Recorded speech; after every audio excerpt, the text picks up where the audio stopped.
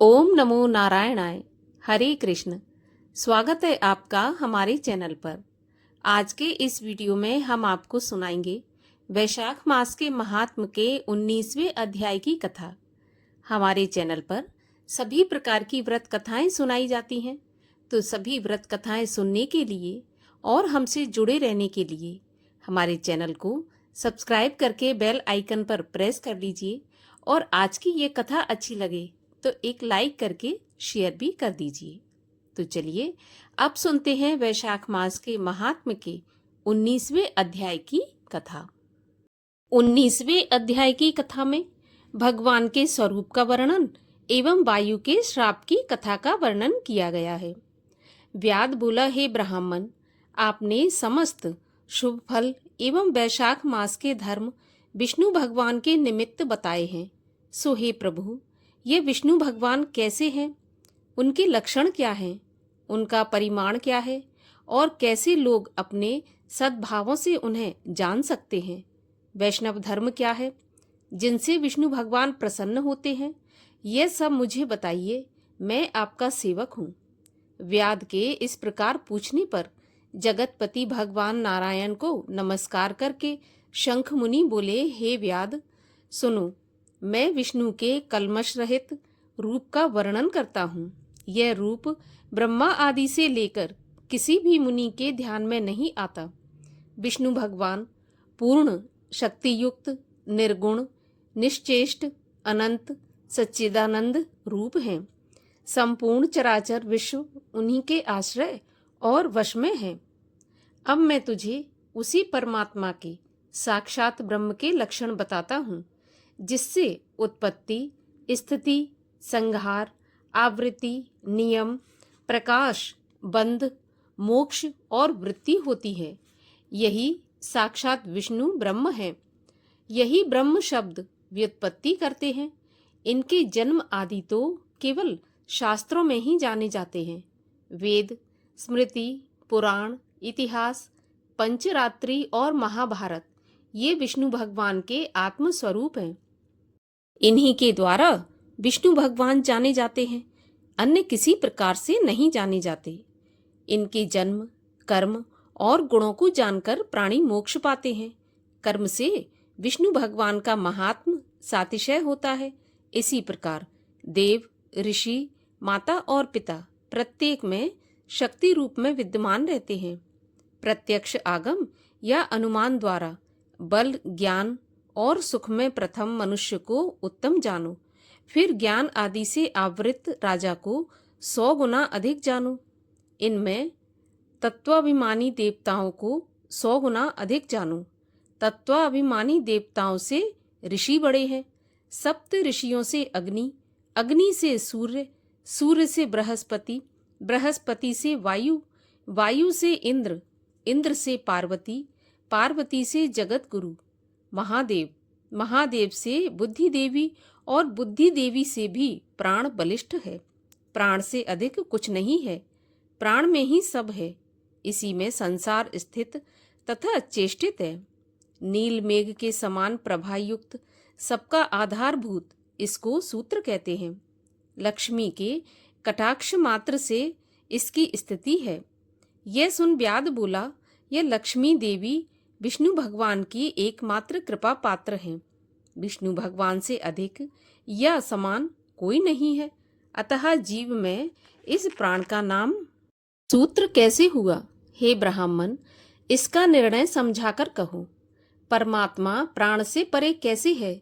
शंख मुनि बोले, हे व्याध, जो तू पूछता है वह सुन। मैं संपूर्ण जीवों के कल्याण के उद्देश्य से कहता हूँ। प्राचीन काल में नारायण भगवान ने कमल योनि से ब्रह्मा को रचकर देवताओं से कहा, मैं ब्रह्मा को तुम्हारा राजा बनाऊंगा और जो कोई तुमसे सर्वश्रेष्ठ हो उसे तुम युवराज बनाओ। परंतु वह शील, शौर्य और औदार्य आदि गुणों से युक्त हो। भगवान के ऐसा कहने पर सब देवता इंद्र के पास जाकर आपस में विवाद करने लगे कि युवराज हम होंगे, कोई कहे हम होंगे। इस प्रकार विवाद करते करते कोई सूर्य को सर्वश्रेष्ठ कहने लगा, कोई इंद्र को और कोई चुपचाप खड़ा रहा। जब वे लोग किसी प्रकार निर्णय नहीं कर पाए, तब नारायण के पास गए और सब देवता नमस्कार करके हाथ जोड़कर कहने लगे, महाराज, हमने आपस में बहुत विचार किया, परंतु हम में कोई भी अधिक श्रेष्ठ नहीं दिखाई देता। अतः हे प्रभु, आप ही इसका निर्णय करके हमारे संशय को दूर करिए। देवताओं की बात सुनकर भगवान हंसकर कहने लगे, मेरे विराट रूप शरीर में से जिसके निकलने से शरीर गिर पड़े और फिर उसके प्रवेश होने से खड़ा हो जाए, वही सब देवताओं में अधिक श्रेष्ठ है और कोई नहीं। यह सुनकर देवताओं ने तथास्तु ऐसा ही कहा। तब जयंत नाम के देवता भगवान के पांव में से निकल गए। उसको सब पंगु कहने लगे, परंतु देह नहीं गिरा और पूर्ववत सुनता, बोलता, सूंघता, जीता, देखता, जागता और सांस लेता रहा। इसी प्रकार गुह इंद्रियों में से दक्ष नाम प्रजापति निकल गए। हाथों से देवताओं का स्वामी इंद्र निकला, उसे हस्तहीन कहने लगे। नेत्रों से सूर्य निकला, तब उसे काना कहने लगे। घ्राण इंद्रिय से अश्विनी कुमार निकले, तब उसे नासिका रहित कहने लगे। कानों से दिशाएं निकली, तब उसे वराह कहने लगे। जिह्वा से वरुण निकल गया, वाणी से वाणीश्वर अग्नि निकला, तथा मन को चैतन्य करने वाले रुद्र भी निकल गए। तब भी देह नहीं गिरा और पूर्ववत सब कार्य करता रहा। उसके बाद जब प्राण निकला, तो प्राण के निकलते ही देह मरे के समान होकर गिर पड़ा।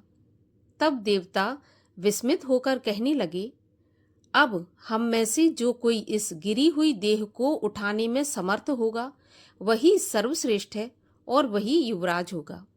तब उसी क्रम के अनुसार जैसे जैसे जो निकले थे, वैसे वैसे ही प्रवेश करने लगे। रुद्र ने मन में प्रवेश किया, परंतु देह नहीं उठा। सबके पीछे प्राण घुसे, तो प्राणों के प्रवेश करते ही शरीर उठकर खड़ा हो गया।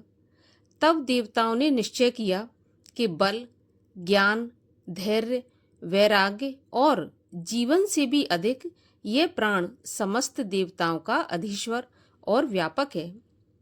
इसीलिए प्राण को ही युवराज बनाया और उसके सम्मान में सामवेद का गान करने लगे। इसलिए स्थावर और जंगात्मक ये सृष्टि प्राणात्मक है, अधिक बलवान और सब जीवों का अंतरात्मा है, भिन्न भिन्न कर्मों का संपादन करने वाला है।